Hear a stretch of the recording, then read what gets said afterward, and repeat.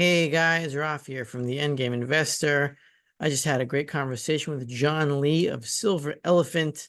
It is a small silver miner with a mine that is on the verge of production in Bolivia. I just wanted to clarify that at the end of the interview, John Lee says something about currencies being a token distributed by the leader or the sovereign of a society, the king or what have you. I didn't mention this while I was talking with him because I wanted him to complete his point, but I just wanted to say that I respectfully disagree with John Lee about currency being a token. I believe that currency is really a derivative of an existing money, which is gold and silver, and all that kings or sovereigns can do for their society or to their society is to issue derivatives of an existing money rather than issue tokens ex nihilo out of nothing. This is just an academic point. John Lee, I think, is very knowledgeable in his industry, and he knows a lot about money and mining. I know less about mining, so he should fill you in on that data.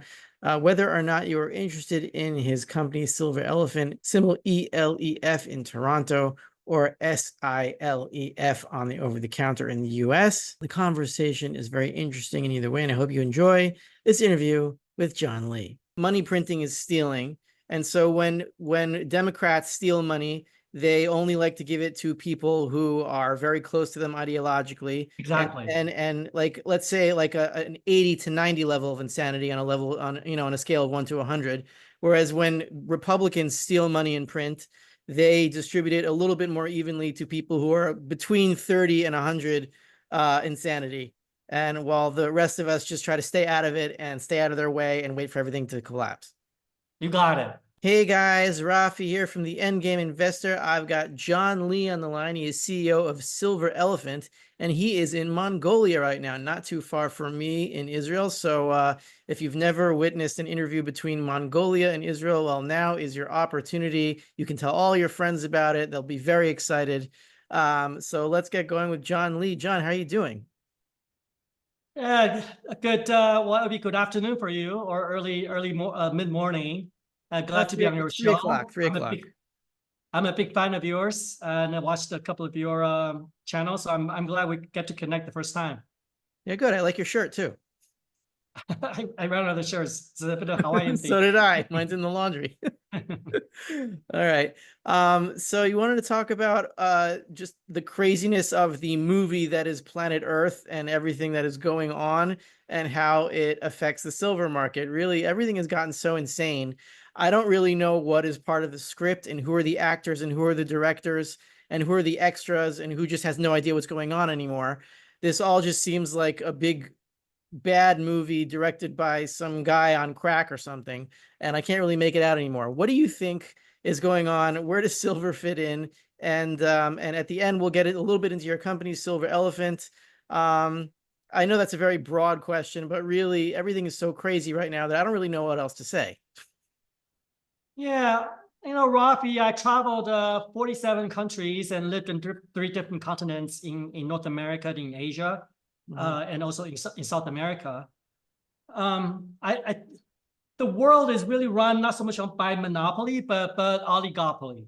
So you have four or five different factions that's running the show behind the scenes. They do have a set of common agenda, but they're not sort of in agreement at all times on all the details.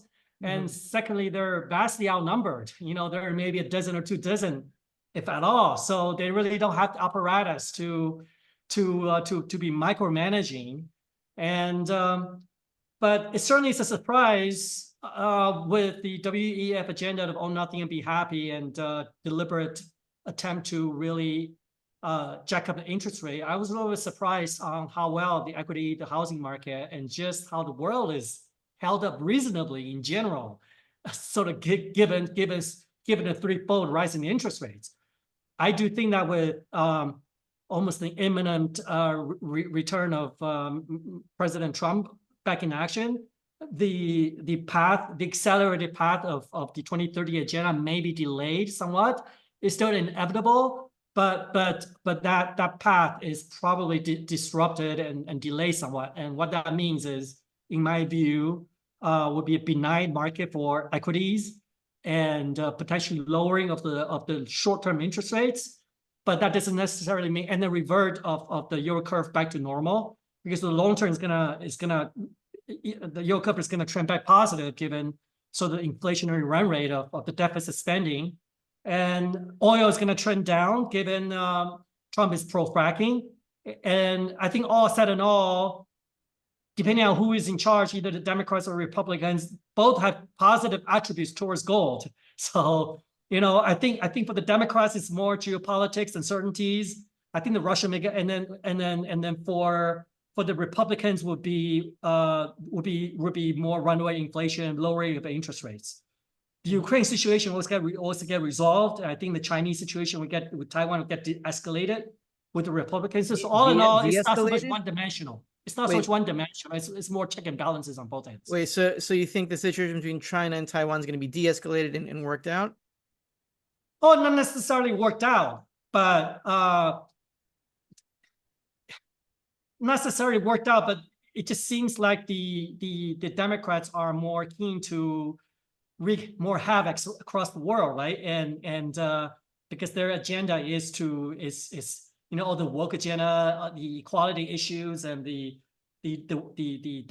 just seems like they're just out there to create more disturbance around the world. And I think if you just look at the records of the 4 years under the Republican administration versus Democrats, you can see how the geopolitics have played out. And so I think we're going to return to a bit of a calmness in the next 4 years under a different reign under the Republicans. And that might spell sort of, as I said, right, that might spell pressure for precious metals, given the calmness and tranquil nature. But then at the same time, Republicans are known to have big deficit spendings and also bearish on interest rates. So that's positive for gold. Yeah, so that's I was going to say that I really don't see much of a difference besides just rhetoric and maybe a little bit of like administrative style between Democrats and Republicans. And Trump is just as big of a money printer as anyone else, and he's just as big of an inflationist as anyone else.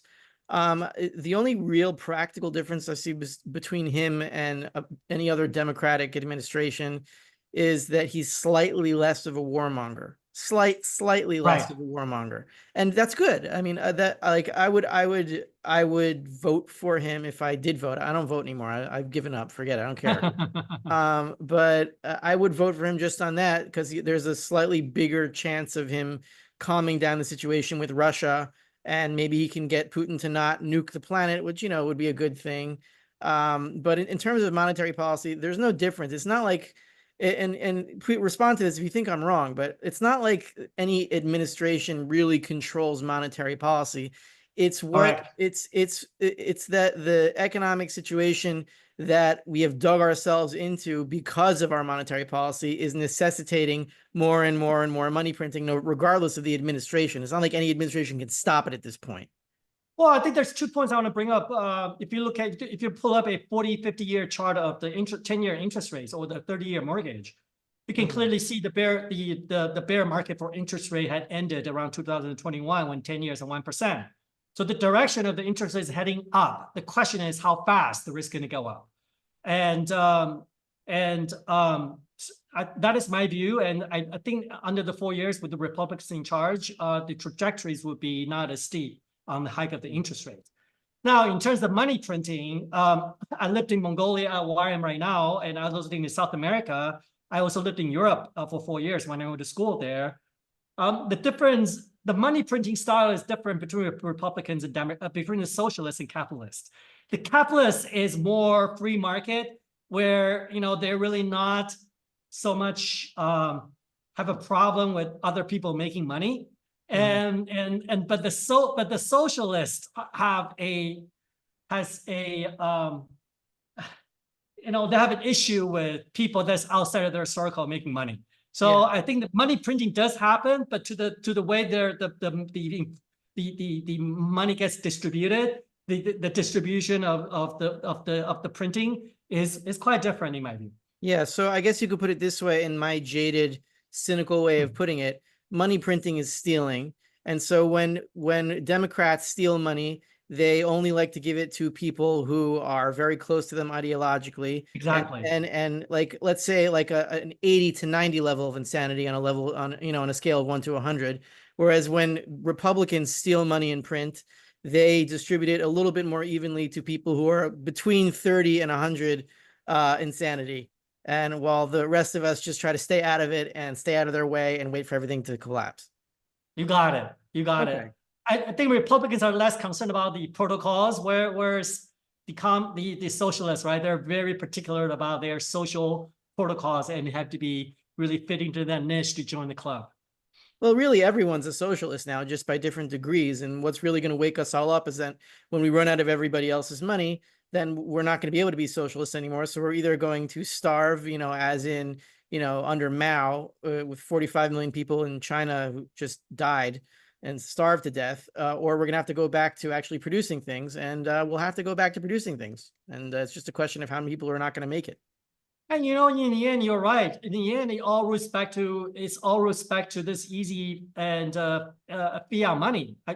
Without money printing, we won't have this divide on politics, on all the different issues, because there will be no sponsors, right? Because the sponsors are borrowing somebody else's money to advance their agenda. But if you have to take the money out of your own pocket to advance the cause, just for the sake of it, nobody is going to do that. So I really don't see an issue between sort of socialist or capitalist or different between sort of different ways of doing business. I think the root of all cause and issues is to do with the printing and and even distribution of that. I mean, I can't help but notice you're Chinese, right? At least ethnically. Right. I'm Chinese. I was born in Taiwan. Yes, I'm Okay. Taiwanese. So, I mean, I've always wondered, I don't quite understand. I know you can't really say the average, like you can't say the average Jew or the average Chinese guy, but I'm trying to look for an idea, as much as I can get. Do the people in China, the average Chinese, do they understand what is going on monetarily at all? Do they understand where they fit into it? Do they understand the corruption of it? Are they even aware of the need to overthrow it? Or are they just like going to a phone factory and just putting phones together and like trying to survive for the next day? We are at a very early infancy of gold and silver renaissance, in my view. I happen to think the youngsters, the Gen Zs and the millennials are liking gold more than my mother. And everybody's over 30 or even 25 already well brainwashed.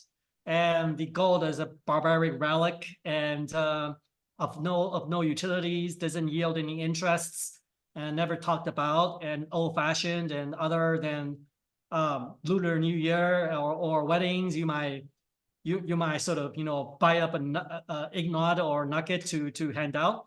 People don't even get married anymore, so the concept of getting gold rings are really sort of out of fashion. In China, people aren't getting married, or in Taiwan, or both?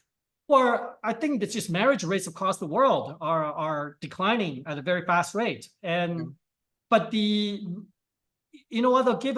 was quite encouraged, because if you watch a lot of the channels, the young people are the ones buying gold, because they really don't have any preconceived notion of what a quote unquote legitimate investments are.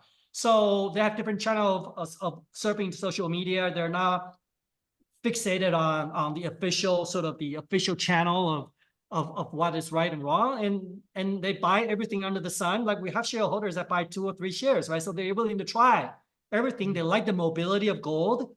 They like the idea they can carry nuggets and they can travel in their suitcase. They like the idea that it's quite safe, it's apolitical, it's not subject to interest rates or at the helm of somebody else's does.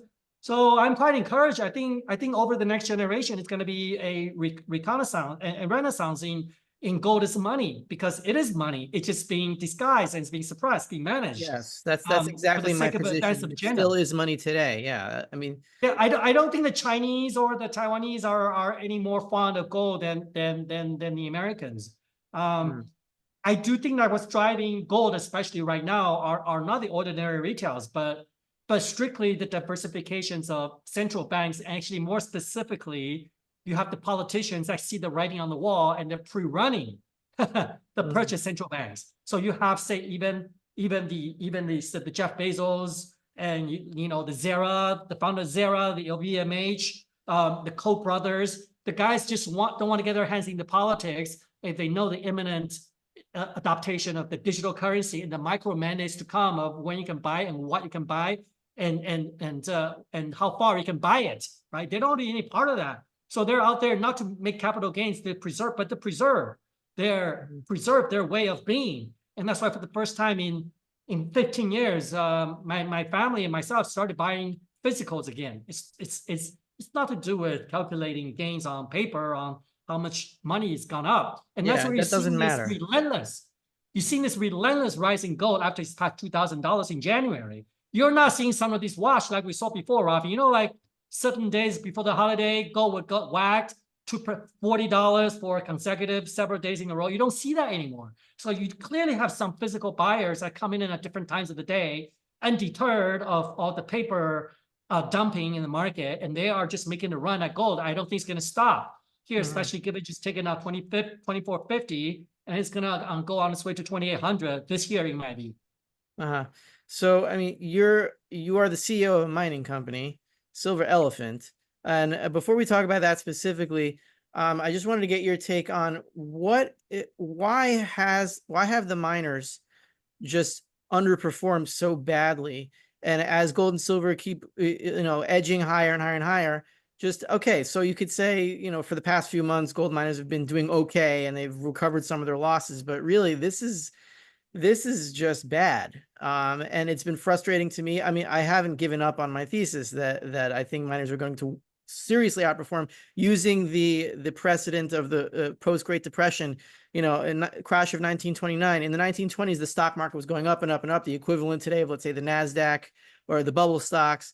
And then gold miners were doing pretty much nothing. And then the stock market crashed, but miners were still doing nothing. They didn't really go much. And then all of a sudden, 1932, 1933, once the bubble market deflated, then the gold and silver stocks started to really climb and stayed higher. So like if you had mining stocks in the 1920s, let's say, and then you didn't participate in the climb or the crash, and then they just started going up in the 1930s, you would have been extremely rich during the Great Depression, which is, I think it's going to be the same thing now. I just don't know when it's going to start. Yeah, I've been in the mining industry for almost 20 years. I started out in the dot-com industry in the Silicon Valley in the late 90s, where I made my money, and I promptly give it all back to mining. So, even being an insider, I haven't made money in the mining industry. I can write a book about it. I know more than what I need to know. I want to know it, and I ever sort of should know about the industry. There are 3 or 4 main reasons, and let me share them with you. And I mean, towards the end, I want us to talk about the underperformance of silver and some of the reasons for that. Okay. First, talk about mining companies. They are not making money. Some of the mining companies are mismanaged, but right now, gold and silver prices just hasn't caught up to inflation. And so if the company is not delivering profits and cash flow dividends, they're just not getting that share of interest from the general equity investors. Secondly, gold and silver markets are heavily managed. I am emphatic about it. I am convinced about it, because the real money needs to be managed so the fiat money can continue its agenda. And it's been carried out and well documented by James Turk, who's my mentor, Gada, Bill Murphy. I was there since the reception with Chris Powell. They go through a combination of siphoning of the money through ETFs, of which they might have been double, triple counting on the gold in the vault if there's any gold at all. They may be dumping the gold, taking the gold out of Fort Knox and the swap of gold with Bundesbank and then dump it in the physical market. They also are shorting enormous amount of paper gold in the market and gold and paper silver in the market, of which they are very lenient in their rollover policies and overlooking some of the details in allowing this scheme to perpetuate. All the commercial banks is an extension of the power that be. They have absolutely unlimited power and margin to achieve their ultimate agenda, and they're not profit-driven and money-seeking. So first of all, is they're just not delivering cash flow dividend. because gold and silver prices are not touched up inflation. And the reason they're not not because of the fundamentals, but because they're just so heavily managed. And I think the third point is, Rafi, I think third point is that gold and silver mining companies, they are a very volatile and risky and dangerous business. I really don't look at them as a enterprise company per se, like Coca-Cola or like Goodyear tires or like McDonald's or like Amazon, even for that matter, because gold and silver mining companies are asset depleting business. The first Majestic you buy today or Newmont you buy today is completely changed over, makeover and different from they were 15, 20 years ago, because the average mine life is only 10 to 15 years. So a majority of the asset reserves have been depleted. So then if you have a company that's not making money and then also have but also have an asset that's depleting, not like it's not growing, right? Not like a farm, you're growing cow and more cow comes. So the end result of that is really, you got to be very choosy and picky in your entry point, because you got to treat mining companies like call options. It's a derivative. The way I look at it, it's a derivative to the underlying gold price. Sometimes you have the Black-Scholes model, you have the volatilities, like the VIX that are high, in which case gold mining companies trading at a premium to gold prices. But sometimes at the times like what we have right now, mining companies are trading at historic all-time low compared to the underlying gold and silver prices. So if you look at it from the VIX perspective, the VIX are extremely low because there's no volatility, there's lack of interest in the gold mining sector. But you know what? The funny enough, though, this is the time that you want to buy. You want to buy when the VIX is low, and then when volatility increases, then the mining companies will start to outperform gold and silver in the long term. I think the fourth reason I also want to share with you, and your audience can sort of watch this again, because these are really nuggets of information that I've sort of accumulated over the last 25 years observing the market, is mining company investors are different from gold and silver investors. Even though they are related, but they are not the same. Gold investors right now, like I mentioned to you, are the billionaires, the centi-billionaires. They are buying physical gold. They're not playing with the paper market. And then followed by central banks, the likes of Russia, China, and Japan and Saudi Arabia. The guys are at odds with the BRICS country, at odds with the United States. But the mining companies, if you look at silver company, the silver mining universe, for example, I think the collective market cap valuation of all public listed silver company under the sun across all world stock exchanges is probably less than $20 billion. So that's a drop in the bucket. That's not even, 1/100th of Nvidia. So you're looking at a very subset investor that are speculative driven, mostly gold bugs out of Germany and the United States, to some extent, not even Canada. I know our shareholders, right? Majority, almost 80% concentrated in North America and parts of Europe. So if you look at the participants of the mining stocks versus the participants of the gold and silver, they're very different. So eventually, the spillover, the overlap will have to be the rise of the gold prices driven by one set of investor to the high enough level that the profit to deliver profit, and then you're going to have a different set of investors who are dividend seeking or speculative driven than getting to the mining company. So there's not a whole lot of overlap right now between those two sets of investors. So overall, like I said, in conclusion, the price is not high enough. The prices are heavily managed, and the gold and silver are highly speculative with depleting reserves. And then eventually the different investors of gold and silver mining companies and metals are different participants. Right.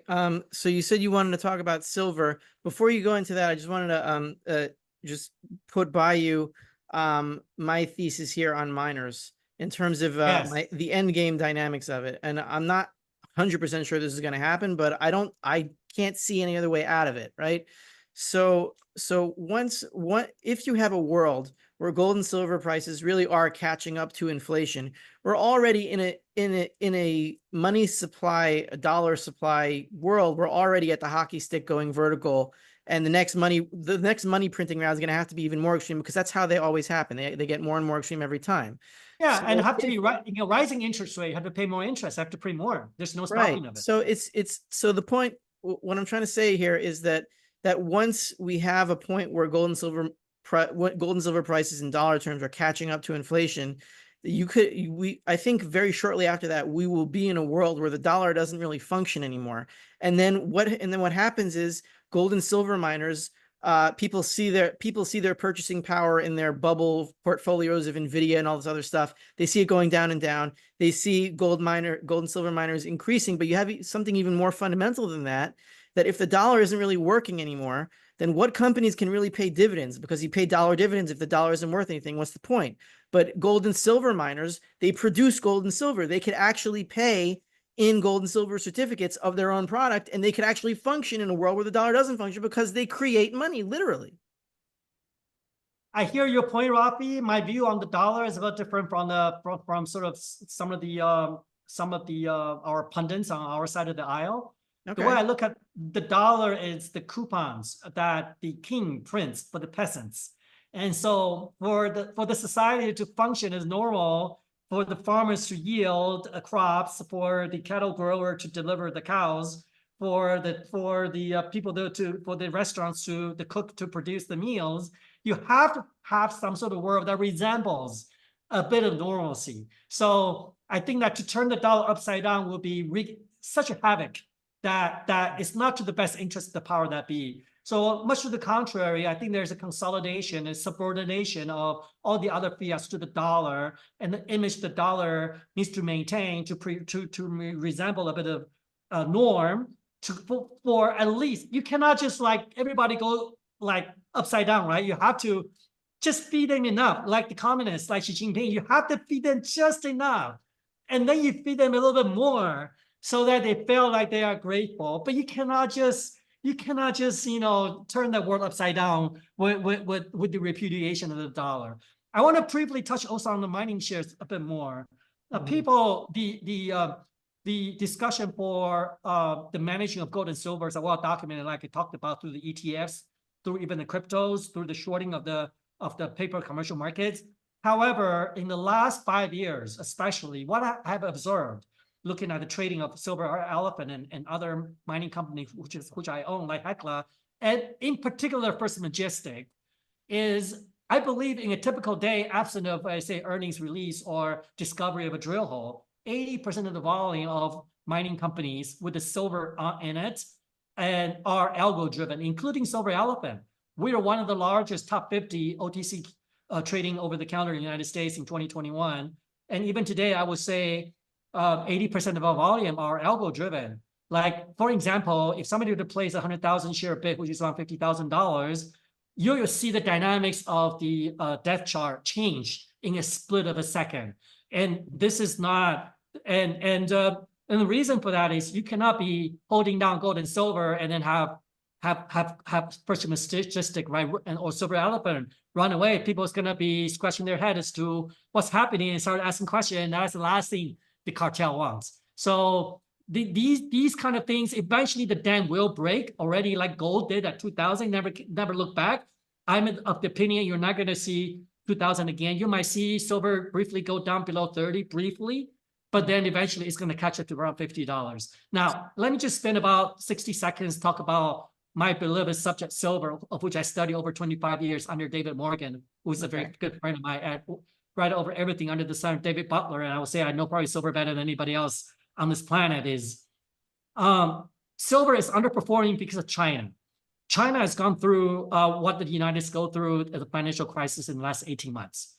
And China had the equity market is back to 2021 pandemic levels in the Shanghai stock market. And it had a bit of a dead cat bounce in March and April, where the market bounced around 20%. And that's why you see silver went from 22 to around $30 in the last 4 weeks. However, Shanghai just had a relapse of that dead cat bounce. And that's why you're seeing silver just very lethargic, right? It's just like gold is that making that daily highs, and silver just all of a sudden getting whacked, especially in Asia. You're not seeing follow through in Asia. If there's a physical demand across the board, and if people are really talking about Shanghai market and then all the passions of silver bugs in Asia, you should see a follow through in Asia.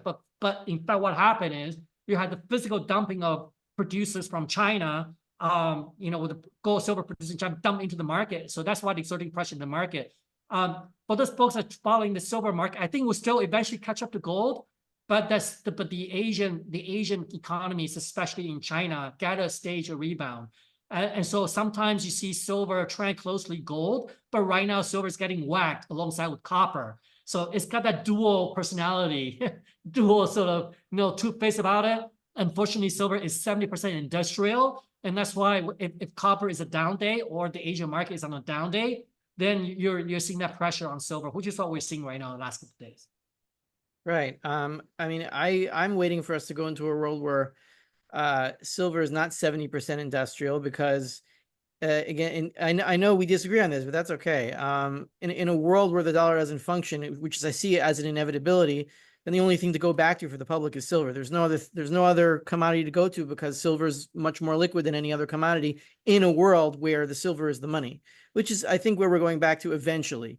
A lot of things could happen until then, but that's what I'm holding out for. And Rafi, you and I in the 1%, right? Even my mother just said, son, I'm almost 80 years old and my money is your money and let's do some estate planning. I just say, well, look, just buy gold put it in a bowl and then, put the key somewhere and then put it in the notes.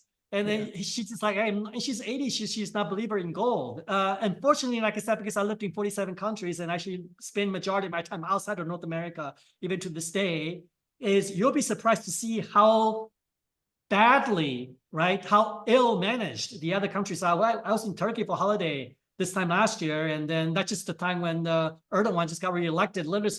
Like I arrived Turkey at a 22 Turkish lira to a dollar, and by the time I leave 10 days later, it was 25 lira for a dollar.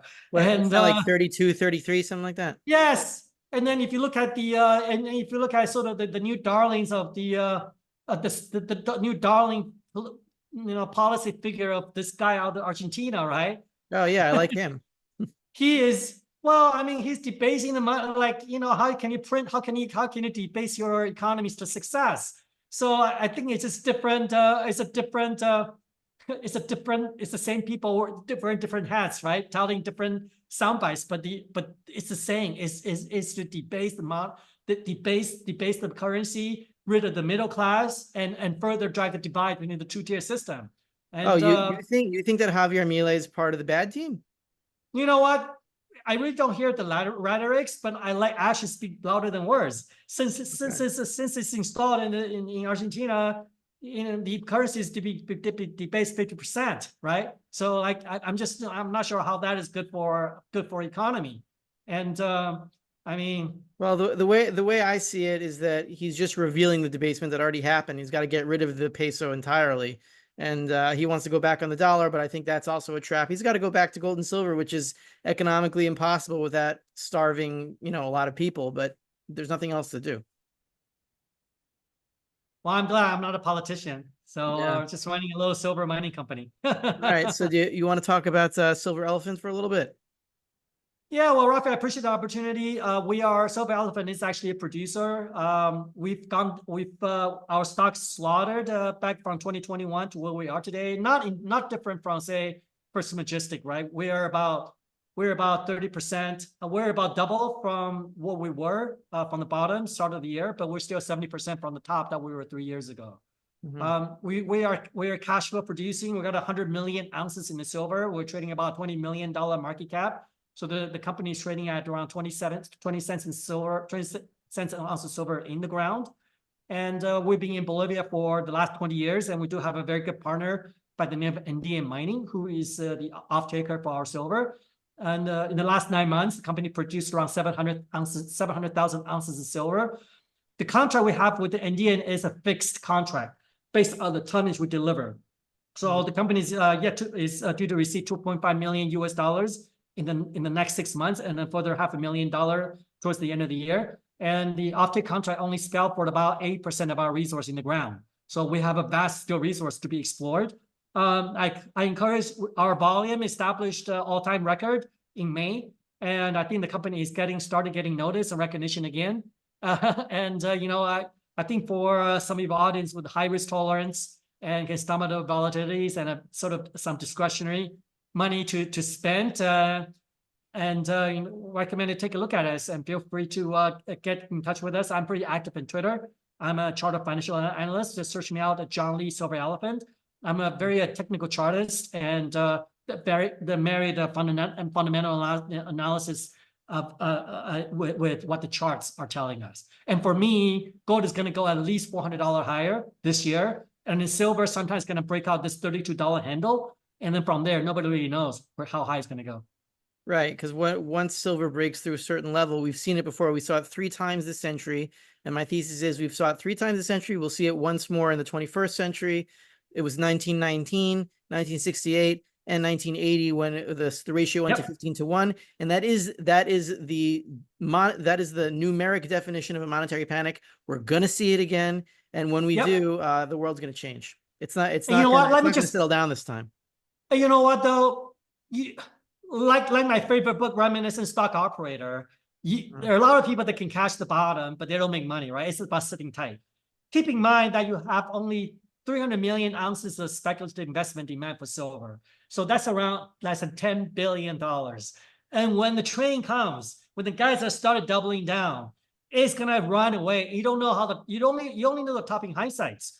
Every time silver take out $35, the top is established within a 2-week window. And so you really don't know how high it's going to go. And honestly, nobody knows. And secondly, I want to talk about industrial demand, which is playing a headwind. But when the silver start to run up, they will become tailwind.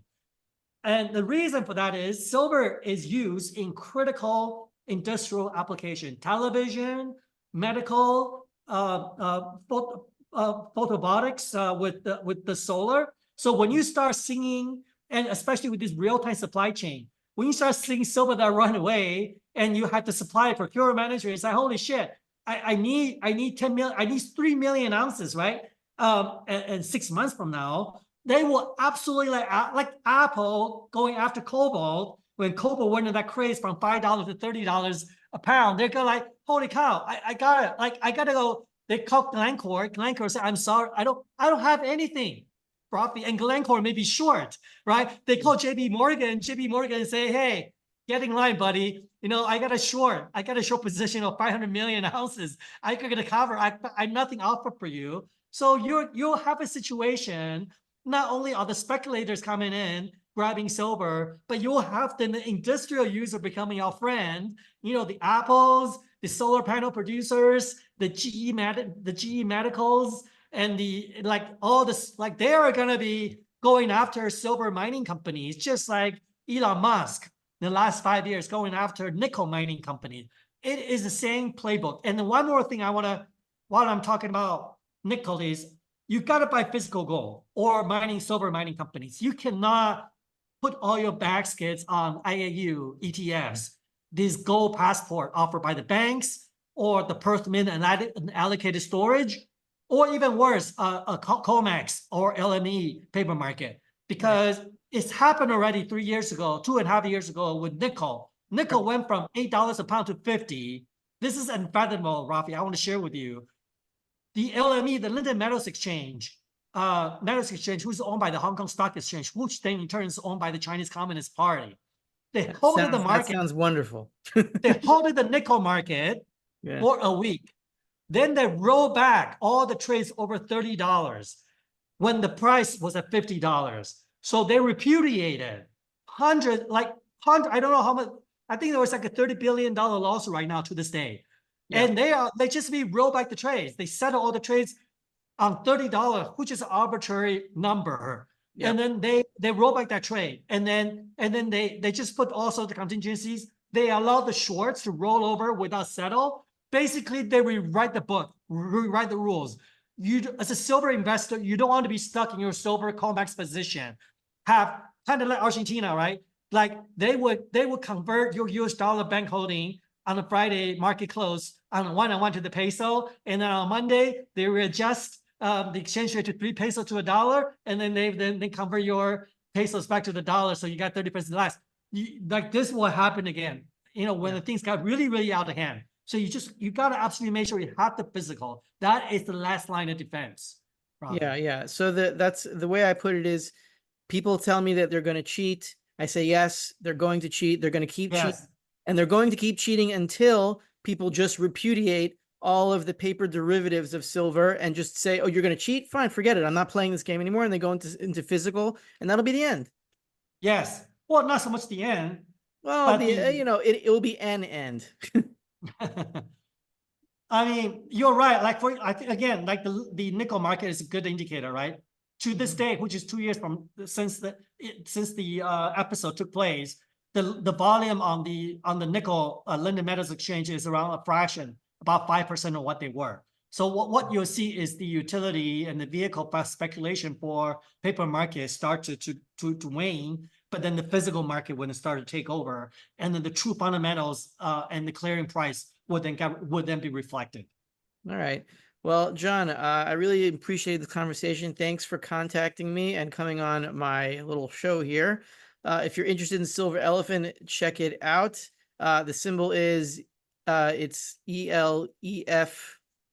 Yes. Okay. And there's also an OTC symbol.